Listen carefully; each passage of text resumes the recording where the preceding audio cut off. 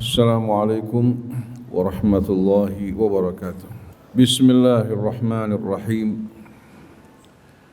Alhamdulillahilladzi arsala rasulahu bil huda wa dinil haqqi liyudhhirahu 'alad dini kullihi wa kafa billahi shahida.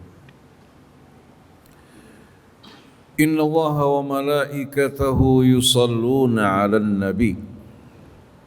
Ya ayyuhalladzina amanu sallu alaihi wa sallimu taslima. Allahumma salli wa sallim wa barik ala abdika wa rasulika sayyidina wa nabiyyina Muhammadin wa alihi wa sahbihi wa sallim.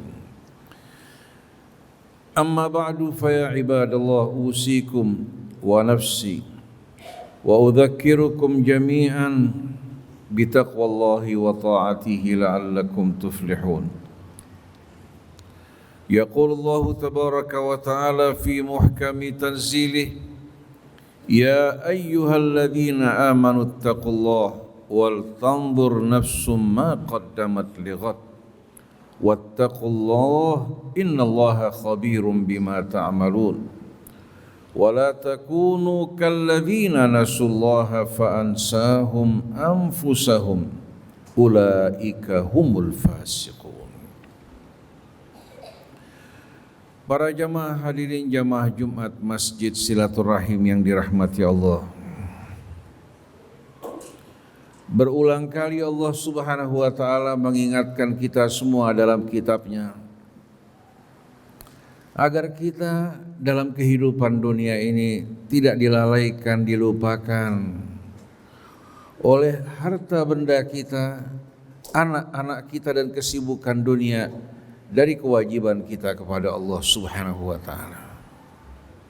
Sebagai seorang hamba yang berhutang dengan seluruh hidupnya kepada Allah Subhanahu wa taala, sewajibnya atas kita untuk mensyukuri nikmat Allah, menyembahnya dengan tidak mempersekutukannya dengan sesuatu, mempergunakan nikmat-nikmat yang Allah berikan kepada kita dalam ketaatan kepadanya dan mengharapkan ridha-Nya. Ini yang seharusnya dilakukan oleh setiap orang-orang yang beriman. Allah Subhanahu wa taala ingatkan kita semua bahwa di hari kemudian nanti setiap orang akan tergadai oleh amalnya. Yang terbebas dari penggadaian tersebut hanyalah mereka-mereka yang beriman, yang berjalan di atas keridhaan Allah Subhanahu wa taala. Di dalam suratul Muddatsir Allah berfirman, kullu nafsin bima kasabat rahina. Setiap orang tergadai, terikat oleh amal-amal yang diperbuat, ucapan yang diucapkan baik dalam keadaan sadar maupun tidak sadar, dalam keridhaan Allah ataukah kemaksiatan kepadanya. Seluruh aktivitas hidupnya dicatat di sisi Allah Subhanahu wa taala. Amal-amal buruknya akan memenjarakan dirinya dalam kehidupan dunia, hidup dalam kesempitan, kegelapan, kepengapan, demikian pula kegelisahan. Sedangkan amal-amal kebajikannya yang dilakukan dengan mengharapkan ridha Allah akan memberikan ketenteraman, kedamaian dan kebebasan di hari akhir nanti. Coba bayangkan para jamaah, apa yang kita ucapkan mungkin dalam rangka bermain-main, menyinggung seseorang, menyakiti seseorang, atau kita mengumpat dan menceritakan keburukan kejelekannya. Kita menganggap itu merupakan hal yang sepele, padahal di sisi Allah Subhanahu wa taala merupakan hal yang besar. Wa tahsabunahu hayyinan wa huwa 'indallahi 'azim. Illa ashabal yamin, yang terbebas dari penggadaian yang menggadaikan dirinya, yang membuat dia harus berdiri dengan berat di hadapan pengadilan Allah. Yang akan terbebas adalah ashabul yamin, yang beriman kepada Allah, yang mengerjakan amal-amal soleh, yang menjaga lisan dan perbuatannya dari perbuatan-perbuatan yang dimurkai Allah Subhanahu wa taala. Banyak manusia menganggap apa yang diucapkan, apa yang diutarakan ataupun yang ditulis dengan kedua tangannya.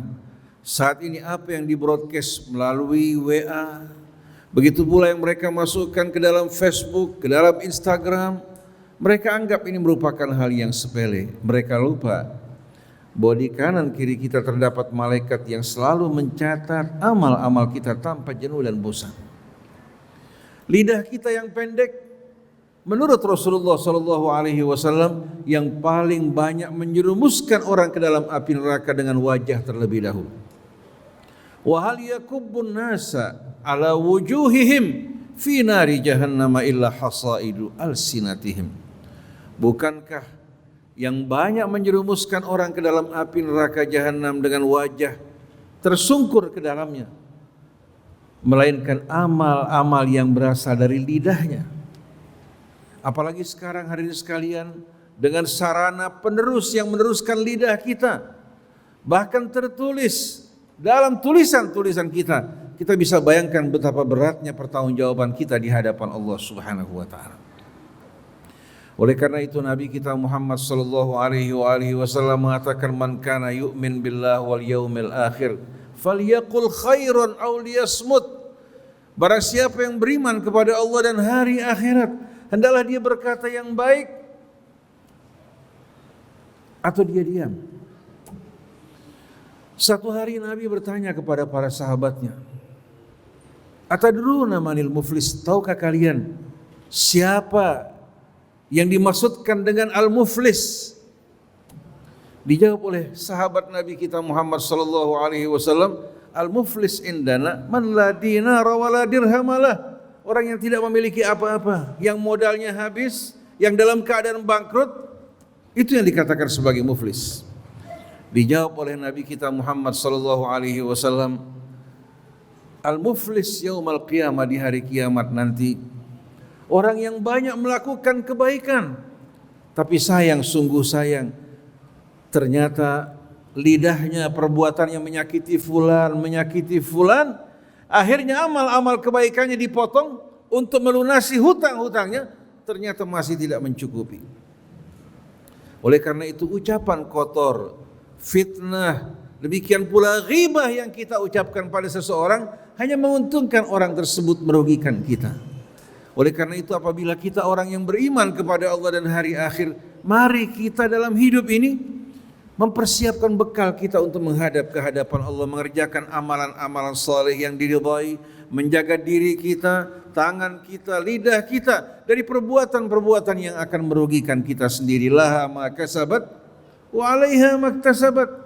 Man amila salihan falinafsi wa man asaa fa 'alaiha wa man ya'mal mithqala dzarratin khairan yarah wa man ya'mal mithqala dzarratin syarran yarah. Kita yang dirugikan oleh keburukan kita sendiri dan kita yang diuntungkan dengan amal kebaikan, sedangkan Allah sedikit pun tidak mengambil keuntungan dari kita. Illa ashabal yamin, yang akan terbebas di hari kemudian nanti dari kesulitan, dari ketakutan, dari hisab yang berat, hanyalah mereka ashabul yamin. Fi jannatin yatasaalun, mereka berdiam di taman-taman surga, berkumpul bersama keluarga mereka, teman-teman mereka, sahabat-sahabat mereka yang beriman. Yatasaalun, saling bertanya-tanya mengenai kisah masa lampau, pengalaman-pengalaman mereka dalam kehidupan dunia. Masalakakum ya anil mujrimin, yang mereka tanya di antara teman-teman mereka, anil mujrimin, tentang mereka-mereka yang melakukan kejahatan, yang melakukan perbuatan biadab yang mereka kenal dalam kehidupan dunia. Kemana perginya fulan yang melakukan tindakan pengkhianatan? Kemana perginya fulan yang melakukan tindakan korupsi? Kemana fulan yang melakukan kezaliman? Kemana fulan yang melakukan sewenang-wenang? Ketika mereka sedang bertanya-tanya di tengah-tengah kenikmatan surga, Allah Subhanahu wa taala langsung menghubungkan mereka dengan penghuni neraka, orang-orang yang mereka kenal dalam kehidupan dunia. Mereka terhubung langsung, dapat berdialog bersama penghuni api neraka. Masalakakum fi saqar. Mereka bertanya, apa yang membuat kalian mendekam berdiam dalam api neraka saqar? cerita ini disampaikan kepada kita untuk menjadi cemeti peringatan kepada kita agar kita tidak melakukan apa yang mereka lakukan. Qalu lam naku minal musallin. Dulu kami tidak termasuk dari orang-orang yang mengerjakan salat. Walam naku nut'imul miskin. Dan kita dulu tidak peduli terhadap orang-orang miskin. Kita hanya hidup untuk diri kita, kesenangan kita, keluarga kita. Adapun orang-orang lain di sekitar kita yang hidup susah, merana, tidak mencukupi kebutuhan mereka, kita tidak peduli sama mereka. Wa kunna nakhubu ma'al khaidin, dan kita hanya menghabiskan waktu kita dalam cerita-cerita kosong, perkataan-perkataan yang sia-sia, bergadang, humor, menghabiskan waktu dalam hal-hal yang tidak berarti sama sekali. Hatta atana al-yaqin, sampai keyakinan datang kepada kita menyingkap apa-apa yang dulu gaib di hadapan kami sekarang menjadi kenyataan dari hari kebangkitan dan hari hisab. Fama tanfa'uhum syafa'atus syafi'in, maka tak akan berguna bagi mereka syafaat siapapun. Tidak ada seorang pun yang mampu memberikan syafaat kepada mereka, walaupun Nabi kita Muhammad sallallahu alaihi wasallam. Allah sebutkan di sini 3 hal yang membawa kecelakaan. Pertama, meninggalkan salat. Begitu dia meninggalkan salat, dengan mudah dia menjadi mangsa syaitan, dikendalikan ke dalam perbuatan-perbuatan yang hina. Yang kedua, tak peduli terhadap orang-orang miskin. Bahkan dalam surah yang lain dianggap orang ini orang yang mendustakan agama Allah Subhanahu wa taala. Bagaimana mungkin seorang mukmin hidup dalam keadaan senang, menyaksikan saudaranya susah dia tidak peduli. Padahal dengan salat yang dilakukan Allah jauhkan dari yang mungkar. Dengan infak yang dikeluarkan, bantuan yang diberikan oleh saudaranya, Allah akan turun tangan membantu dirinya. Wallahu fi aunil abdi, maka al abdu fi auni akhi. Allah akan selalu menolong hambanya, peduli kepadanya selagi dia peduli dan suka menolong sesamanya. Oleh karena itu barang siapa yang ingin ditolong dalam kesusahannya, dilapangkan dalam kesempitannya, diringankan ujiannya, hendaknya dia berbagi dengan nikmat yang Allah Subhanahu wa taala berikan kepadanya. Sedangkan pekerjaan yang ketiga yang membawa kecelakaan, mengisi waktu kita hanya dengan obrolan-obrolan, pekerjaan-pekerjaan dan perbuatan yang sia-sia.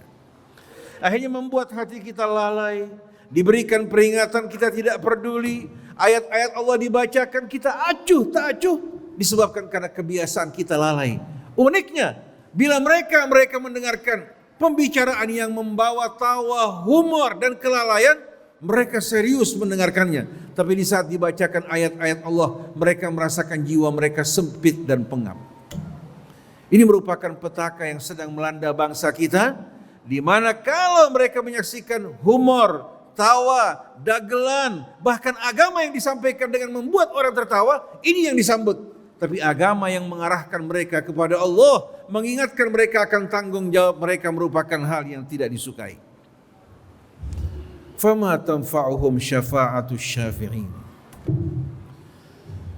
Saya teringat hadirin sekalian kepada wasiat-wasiat yang disampaikan oleh para salihin dari sahabat Nabi maupun keluarga Nabinya. Mereka hadirin sekalian sebelum wafat mengingatkan pada anak-anak mereka agar mereka betul-betul beriman kepada Allah, tidak mempersekutukannya dengan sesuatu. Juga mendirikan salat. Kalau mereka melalaikan salat maka mereka akan ditinggalkan oleh Allah. Berzakat dan menyesuaikan diri mereka dengan ayat-ayat Allah. Ini merupakan wasiat Allah kepada Rasulnya, kepada keluarga Rasulnya. Begitu pula wasiat keluarga Rasulnya kepada anak-anak mereka. Dan mereka mengatakan, jangan kalian abaikan salat, jangan kalian tidak mengeluarkan zakat. Ingat bahwa syafaat Rasulullah SAW tidak akan diberikan untuk mereka yang meninggalkan salat. Hidup kita tinggal beberapa saat lagi akan datang panggilan Allah menjemput kita. Salat tidak akan membuat hati kita pengap ataupun menderita. Salat yang kita lakukan berjamaah memberikan ketenangan. Membaca ayat-ayat Allah akan membuat wawasan kita hari ini sekalian menjadi cerah dan terang benderang. Zakat yang kita keluarkan, infak yang kita keluarkan akan mendapat balasan sebanyak 700 kali lipat. Ditambah lagi Allah akan menghilangkan ketakutan, kesedihan di hati kita semua. Maka jangan pernah kita mengabaikan anjuran-anjuran Allah yang begitu indah. Bebaskan diri kita dari keadaan tergadai oleh amal kita dengan mengerjakan salat, dengan berinfak, dengan membaca ayat Allah, beristighfar, dan juga berselawat kepada Nabi kita Muhammad SAW. Saya perhatikan hadirin sekalian di Masjid Silaturahim ini, kalau disebutkan nama Rasulullah SAW, tidak terdengar selawat hadirin sekalian kepada Rasulullah SAW. Ketahuilah, orang yang dimudahkan untuk berselawat Nabi kepada Nabinya merupakan orang yang beruntung. Kenapa hadirin sekalian? Karena begitu dia berselawat kepada Rasulullah satu kali, dia akan menerima selawat dari Allah sebanyak 10 kali, demikian pula para malaikat. Oleh karena tidak mungkin Allah akan memberikan selawatnya, begitu pula malaikatnya kepada orang yang celaka. Hanya orang yang beruntung yang akan menerima selawat dari Allah Subhanahu wa taala dan para malaikatnya. Bahkan Allah sengaja mengingatkan kita untuk menganjurkan kita berselawat pada nabinya, menerangkan terlebih dahulu, innallaha wa malaikatahu yusalluna 'alan nabi ya ayyuhalladzina amanu sallu 'alaihi wa sallimu taslima. Allahumma salli wa sallim wa barik alaihi wa ala alihi. Allah berselawat untuk nabinya. Malaikat diperintahkan berselawat, dan orang yang beriman diajak pula berselawat pada Nabi kita Muhammad sallallahu alaihi wasallam. Satu selawat akan menerima balasan 10 selawat, dan selawat dari Allah akan mengeluarkan kita dari kegelapan menuju kehidupan yang terang benderang. Beberapa waktu yang lalu di Saudi Arabia terdapat seorang ustadz terkemuka, dan hal ini diceritakan oleh Syekh Al-Maghamisi, imam Masjid Quba di Madinah. Ketika seorang menjalani operasi jantung, selesai operasi, ternyata sirkulasi darahnya tidak lancar, bahkan mengalami penggumpalan. Akhirnya setelah hadirin sekalian melalui pemeriksaan, menunggu keadaannya untuk stabil, tidak stabil, akhirnya para dokter mengatakan kita akan lakukan operasi ulang. Bayangkan operasi bypass berjam-jam dengan penuh penderitaan, sekarang orang tersebut harus melakukan operasi ulang. Akhirnya orang tersebut pasrah kepada Allah Subhanahu wa taala. Seorang mumarridah, seorang perawat datang kepada orang tersebut. Orang ini berasal dari Mesir. Salli 'alan nabi ya rajul. Baca selawat pada Rasulullah sallallahu alaihi wasallam tufraj. Allah akan lapangkan kesulitan kamu. Karena Allah berfirman, huwallazi yusalli 'alaikum wa malaikatuhu liyukhrijakum minadh-dhulumati ilan nur wa kana bil mu'minina rahima. Dia Allah yang selalu melimpahkan selawatnya atas kalian wahai orang yang beriman. Begitu pula malaikatnya untuk mengeluarkan kalian dari kegelapan menuju kehidupan yang terang benderang. Kita bertasbih kepada Allah, bertakbir kepada Allah, bertahmid kepada Allah, berselawat pada Rasulnya, akan mendapatkan selawat dari Allah dan para malaikatnya. Subhanallah, ini true story, bukan kebohongan. Bahkan dapat dilihat dari YouTube pengakuan yang bersangkutan. Orang tersebut dengan penuh kepasrahan berselawat kepada Rasulnya Muhammad sallallahu alaihi wasallam, yang tadinya jarang dia berselawat kecuali dalam salat. Setelah dia berselawat, kejadian pagi hari, sore hari, para dokter akan melakukan operasi ulang. Sewaktu melakukan pemeriksaan awal, ditemukan sirkulasi darah dalam keadaan lancar dan penggumpalan hilang sama sekali. Dengan air mata berlinang-linang, orang tersebut mengatakan, jarang sekali saya mengingat Rasulullah, padahal Rasulullah merupakan sebab kita mendapat hidayah dari Allah Subhanahu wa taala. Oleh karena itu banyak-banyaklah bertasbih, bertahmid, bertakbir, beristighfar, dan jangan lupakan selawat kepada Rasulullah sallallahu alaihi wasallam dan keluarganya. Insyaallah Allah akan terangi hati kita, lapangkan hidup kita, dan Allah akan gabungkan kita bersama Nabi kita Muhammad sallallahu alaihi wasallam dengan mengikuti sunnah-sunnah beliau. Bukan karena Rasul butuh akan selawat kita, tapi Allah ingin menaburkan rahmatnya kepada kita dengan selawat yang kita bacakan kepada orang yang dicintai oleh Allah Subhanahu wa taala. Para jamaah hadirin sekalian yang dirahmati Allah Subhanahu wa taala, mudah-mudahan khutbah yang singkat ini dapat mengingatkan saya pribadi, para jamaah sekalian, untuk fokus pada apa-apa yang Allah Subhanahu wa taala tugaskan bagi kita di muka bumi ini. tidak mengucapkan hal yang tidak senonoh, tidak mendengarkan hal yang tidak patut, tidak memandang apa-apa yang merugikan kita. Waktu kita, aktivitas kita, pekerjaan kita di rumah, di luar, di pekerjaan kita, kita berharap mudah-mudahan seluruhnya dalam keridhaan Allah dan dijauhkan dari murkanya. Dan Allah tutup hidup kita dalam keadaan husnul khatimah. Barakallahu li wa lakum fil Qur'anil azim wa nafa'ani bima fihi minal ayati wa dzikril hakim wa taqabbala minni wa minkum tilawatahu innahu huwas samiul alim wa aqulu qawli hadha wa astaghfirullaha li wa lakum wastaghfiruhu innahu huwal ghafurur rahim. Alhamdulillahi rabbil alamin. Hamdan katsiran tayyiban mubarakan fihi kama yuhibbu rabbuna wa yarda. Allahumma salli wa sallim wa barik ala abdika wa rasulika sayyidina wa nabiyyina Muhammadin wa alihi wa sahbihi wa sallim. Amma ba'du fa ya ibadallah usikum wa nafsi bi taqwallah wa udzakirukum jami'an wa nafsi bi qaulillahi tabaraka wa ta'ala ya ayyuhalladzina amanu qu anfusakum wa ahlikum nara وقودها الناس والحجارة عليها ملائكة غلاظ شداد لا يعصون الله ما أمرهم ويفعلون ما يؤمرون ويقول الله تعالى يا أيها الذين آمنوا توبوا إلى الله توبة نصوحا عسى ربكم أن يكفر عنكم سيئاتكم ويدخلكم جنات تجري من تحتها الأنهار يوم لا يخزي الله النبي والذين آمنوا معه نورهم يسعى بين أيديهم وبأيمانهم يقولون ربنا أتمم لنا نورنا واغفر لنا إنك على كل شيء قدير اللهم اغفر للمؤمنين والمؤمنات والمسلمين والمسلمات الأحياء منهم والأموات اللهم ربنا آتنا من لدنك رحمة وهيئ لنا من أمرنا رشدا ربنا اصرف عنا عذاب جهنم إن عذابها كان غراما ربنا هب لنا من أزواجنا وذرياتنا قرة أعين واجعلنا للمتقين إماما اللهم وحد صفوف المسلمين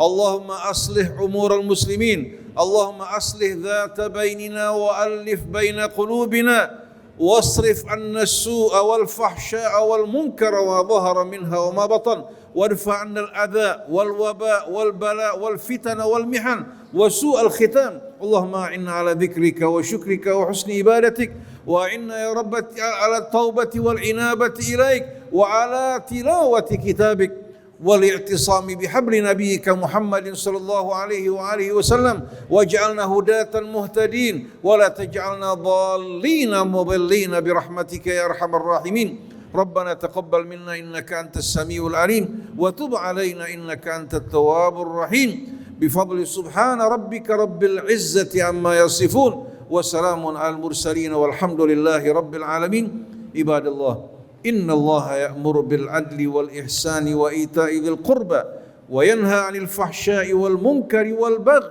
يعظكم لعلكم تذكرون فاذكروا الله العظيم يذكركم ولذكر الله أكبر